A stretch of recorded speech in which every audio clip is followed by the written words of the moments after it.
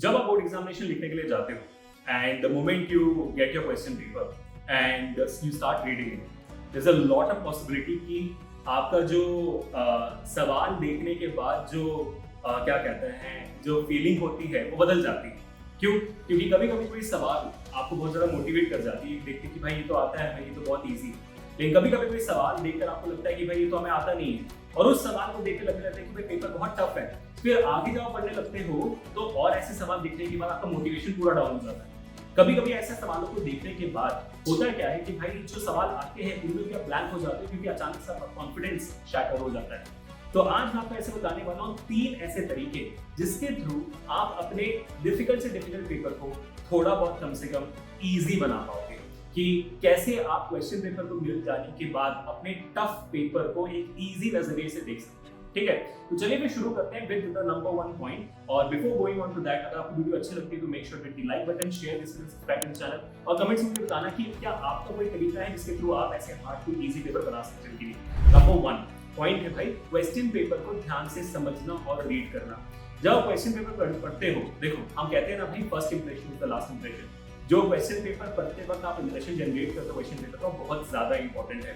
अगर आप उसको देखकर टेंस हो रहे हो, डिमोटिवेट हो रहे हो, तो ऑफ कोर्स ही बात है भाई आपका पूरा पेपर, पूरा लिखने का अंदाज बदल जाता है। सो इट्स एक्सट्रीमली इंपॉर्टेंट कि जैसे आपने क्वेश्चन पढ़ा उसके बाद अपने जो माइंड है, अपना जो दिल है, उसको न्यूट्रल रखें।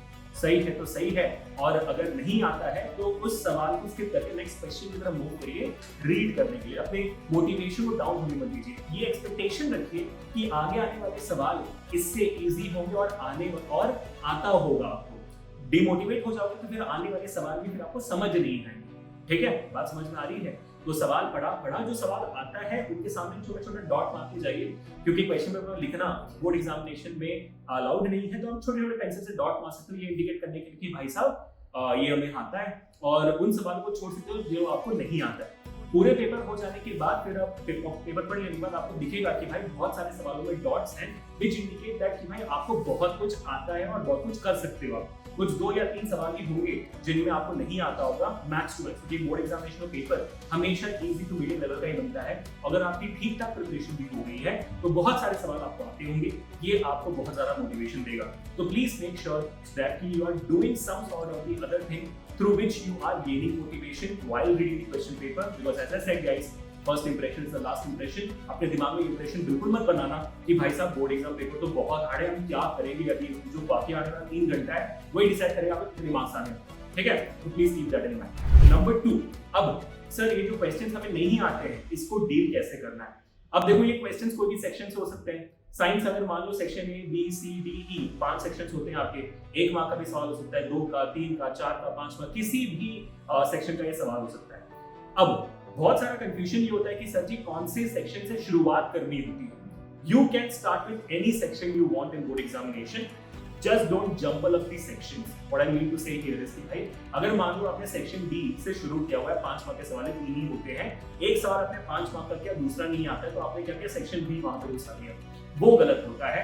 देखो वैसे करने से भी आपके मार्क्स काटने का कोई भी अधिकार किसी भी एग्जामिनर को नहीं है, लेकिन ऑफ कोर्स ये बात है, मैंने आपको बहुत बार बताया हुआ है कि एग्जामिनर को इरिटेट नहीं करते हैं। इरिटेट करोगे आप तो फिर आपके मार्क्स कम हो जाएंगे। तो इस वजह से मैं कहता हूँ कि डोंट डू दैट। एक सेक्शन उठाया आपने, सेक्शन डी मान लो उठाया, 5 मार्क के 3 सवाल है, 2 आते हैं, 1 नहीं आता है, तो 2 कर लेने के बाद तीसरे के लिए जगह छोड़ दीजिए। आपको एक अंदाजा तो होगा ना उसके लिए कितनी जगह लगेगी, तो उस जगह छोड़ दीजिए। तो कोई भी सेक्शन आप उठाते हो, सेक्शन उठाने पर जो सवाल नहीं आता है आपको उसके लिए जगह छोड़ दीजिए, और उसको हम एंड में करेंगे। ठीक है, हर सवाल के लिए जितना वक्त देना चाहिए उतना वक्त देने के बाद एंड में आपका आराम से 45 मिनट्स टू 1 आवर बचेगा जरूर, अगर आप अच्छे पेज से क्वेश्चन पर टाइम को मेंटेन करते हुए लिख रहे हैं।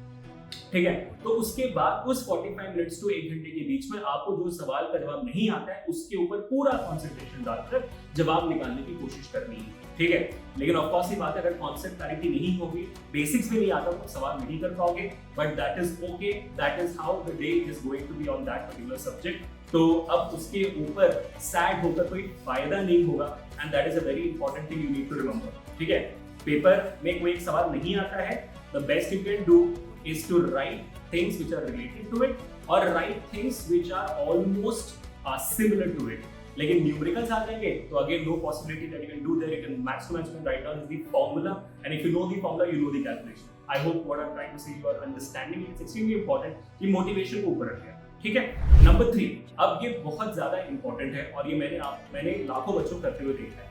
और ये क्या है, ध्यान से सुनना बेटा। नंबर 1, जब भी कोई पेपर हो जाता है, जैसे मान लो आपका पहला पेपर हिंदी है, हिंदी हो जाने के बाद बहुत सारे बच्चों का अच्छा जाएगा, बहुत सारे बच्चों का खराब जाएगा, और ये नेचर की नियति है भाई साहब, ठीक है। अब जिन बच्चों का अच्छा जाता है, आपको मेक श्योर करना है कि आप अपने कॉन्फिडेंस लेवल को छत के ऊपर ना जाने दें। कॉन्फिडेंट रहो, बिल्कुल रहो, छत तक रहो, उसके ऊपर नहीं, क्योंकि उसके ऊपर जाएगा तो आगे आने वाले सब्जेक्ट्स में आप थोड़ा हो सकता है कि ओवर कॉन्फिडेंट हो जाओ, जिसकी वजह से आपका पेपर खराब हो जाए। तो over confidence also not a good thing to have, ठीक है। जिसकी वजह से आपको आने वाला पेपर का गलत करके आओगे, बहुत ज्यादा केयरलेसनेस की वजह से, क्योंकि आप ओवर कॉन्फिडेंट हो, बहुत ज्यादा केयरलेस नहीं करते हो, केयरलेसनेस की वजह से आप बहुत ज्यादा गलतियां भी करोगे, which will make your easy paper a tough one.